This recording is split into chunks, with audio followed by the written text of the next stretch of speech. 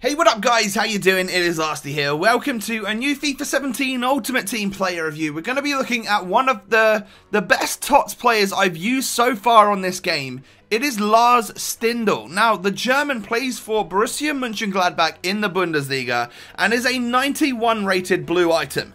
He's a member of Club 80 with 95 dribbling, 96 shooting and 94 passing.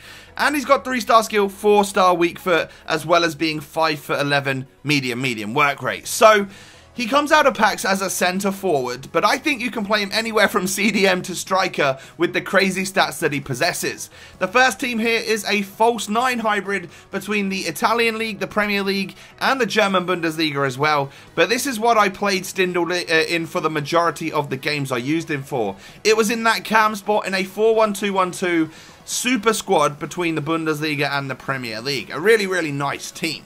So moving on into the in-game stats for this player. He's had 1 inform, 1 man of the match, and now a blue Tots item.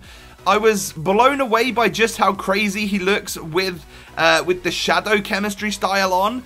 He's 1 physical away from being a member of Club 90, and I would only recommend you use that if you were to play him at centre mid or CDM or something like that. Playing him further up the pitch, I literally recommend basic, because as you can see, he looks a complete madness and all of his stats just look fantastic with that basic chemistry style. 98 dribbling and 97 shooting on basic. That's kind of next level. So moving on in to the clips that we got with the player. I played all the games with this guy in the weekend league in FUT Champions, so I was definitely testing him out against some of the best opponents on FIFA, and he really held his own, and that's what makes him so impressive, is that he can really stand up against the better players on FIFA, which is, yeah, just super impressive.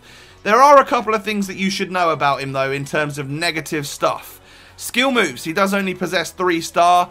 You might find that to be a little bit more of a problem if you play him at centre forward or striker, but CDM, CM and Cam, I didn't really find that to be a major issue. Sprint speed is relatively low, or we could call it average, I guess you could say. His acceleration is great, but I did get caught up a couple of times when I was at full sprint, which obviously means that stat isn't quite as high as it could be. And then just general positioning. Now, I don't mean this in a really bad way, but he's sort of all over the place. And if you are playing him at centre mid, that can be a fantastic thing. But if you're playing him further up the pitch, like central attacking midfielder or centre forward or something, and he's getting back to try and help in the defence, which he can definitely do, he's got the talent to do it, but you kind of want him to stay up there, that's when it can be a slight problem. But moving on into the positives, there are a lot of them. Ball control. First touch was literally exceptional from Stindl. Really impressed by that. And then his dribbling as well. For someone that does only have the 3-star skill moves, I was happy with how easy it was to weave in and out of players on this game.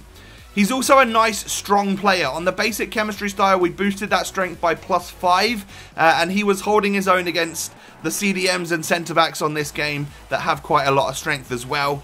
And then with that sort of statage, you don't expect the player to be, like, agile and have good balance. But Stindl's got that as well. Literally, there aren't really many stats which are lower than 80 for this guy across the board.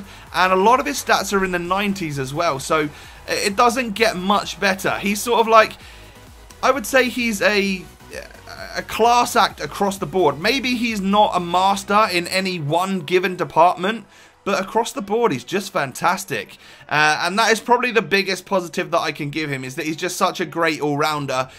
When putting him into a team, I literally don't know whether to try him out at CDM or bring him all the way up to striker. I think it's just game-on-game dependent, like who I'm up against. I'll figure it out from there and adjust him accordingly. And then you're seeing the goals that are going in. He does score some very good goals. He's got lots of shot power, good long shot ability, and even decent finishing as well. So that ball goes flying into the back of the net with that 96 shooting by default. And there's not much more of a positive than that. I mean, you're seeing just how composed he is in front of goal. He does have a nice high composure stat. So I'm sure that, alongside his good shooting stats, is what helps that ball go in the back of the net, even when he's up against the toughest defenders in the game.